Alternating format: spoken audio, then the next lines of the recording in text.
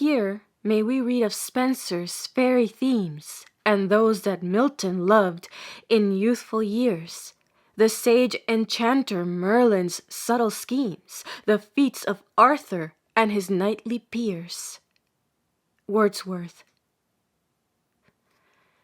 In a former work, the compiler of this volume endeavored to impart the pleasures of classical learning to the English reader by presenting the stories of pagan mythology in a form adapted to modern taste. In the present volume, the attempt has been made to treat in the same way the stories of the second age of fable, the age which witnessed the dawn of the several states of modern Europe. It is believed that this presentation of a literature which held unrivaled sway over the imaginations of our ancestors for many centuries will not be without benefit to the reader, in addition to the amusement it may afford. The tales, though not to be trusted for their facts, are worthy of all credit as pictures of manners, and it is beginning to be held that the manners and modes of thinking of an age are a more important part of its history than the conflicts of its peoples, generally leading to no result.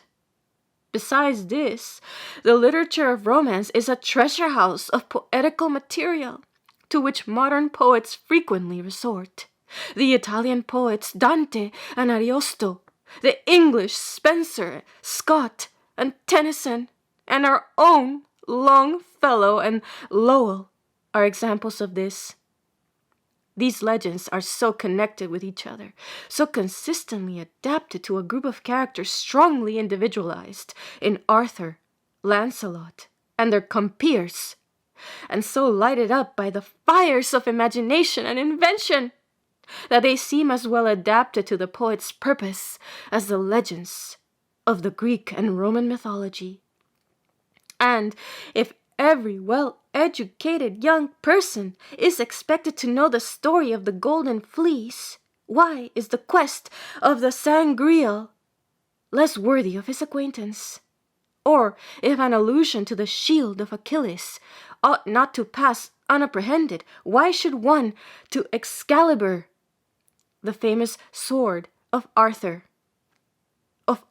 who to upper light restored with that terrific sword, which yet he brandishes for future war, shall lift this country's fame above the polar star? Wordsworth. It is an additional recommendation of our subject that it tends to cherish in our minds the idea of the source from which we sprung. We are entitled to our full share in the glories and recollections of the land of our forefathers, down to the time of colonization thence. The associations which spring from this source must be fruitful of good influences, among which not the least valuable is the increased enjoyment which such associations afford to the American traveler when he visits England and sets his foot upon any of her renowned localities. The legends of Charlemagne and his peers are necessary to complete the subject, but they must be given, if at all, in a future volume. On the decline of the Roman power, about 5 centuries after Christ, the countries of Northern Europe were left almost destitute of a national government. Numerous chiefs, more or less powerful, held local sway, as far as each could enforce his dominion, and occasionally those chiefs would unite for a common object. But in ordinary times they were much more likely to be found in hostility to one another. In such a taste of things, the rights of the humbler classes of society were at the mercy of every assailant. And it is plain that, without some check upon the lawless power of the chiefs, society must have relapsed into barbarism. Such checks were found first in the rivalry of the chiefs themselves, whose mutual jealousy made them restraints upon one another. Secondly, in the influence of the church, which, be every motive pure or selfish, was pledged to interpose for the protection of the weak. And lastly, in the generosity and sense of right which, however crushed under the weight of passion and selfishness, dwell naturally in the heart of man. From this last source sprang chivalry, which framed an ideal of the heroic character, combining invincible strength and valor, justice, modesty, loyalty to superiors, courtesy to equals, compassion to weakness, and devotedness to the church. An ideal which, if never met with in real life, was acknowledged by all as the highest model for emulation. The word chivalry is derived from the French cheval, a horse. The word knight, which originally meant boy or servant, was particularly applied to a young man after he was admitted to the privilege of bearing arms. This privilege was conferred on youths of families and fortune only, for the mass of the people were not furnished with arms.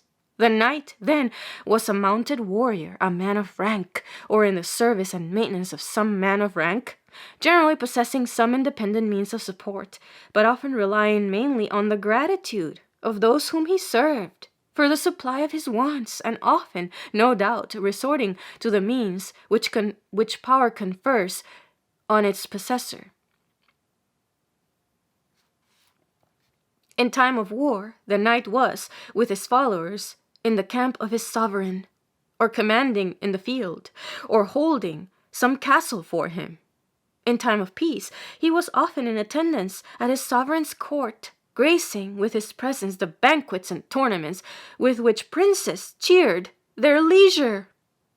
Or he was traversing the country in quest of adventure, professedly bent on redressing wrongs and enforcing rights, sometimes in fulfillment of some vow of religion or of love.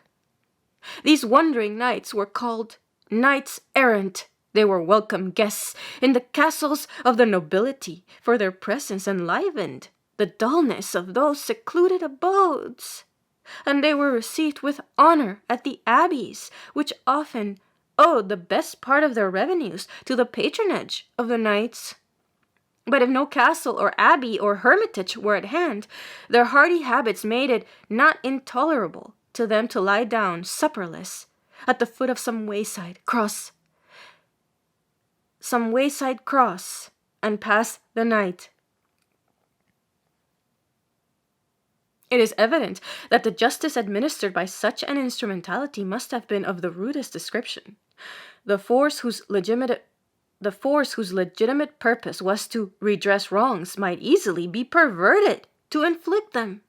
Accordingly, we find in the romances, which, however fabulous in facts, are true as pictures of manners, that a knightly castle was often a terror to the surrounding country, that its dungeons were full of oppressed knights and ladies, waiting for some champion to appear to set them free, or to be ransomed with money, that hosts of idle retainers were ever at hand to enforce their lords' behests, regardless of law and justice, and that the rights of the unarmed multitude were of no account. This contrariety of fact and theory in regard to chivalry will account for the opposite impressions which exist in men's minds respecting it. While it has been the theme of the most fervid eulogium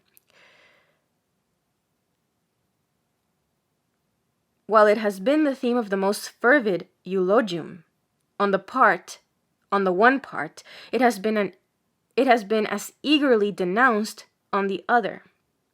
On a cool estimate, we cannot but see reason to congratulate ourselves that it has given way in modern times to the reign of law, and that the civil magistrate, if less picturesque, has taken the place of the mailed champion.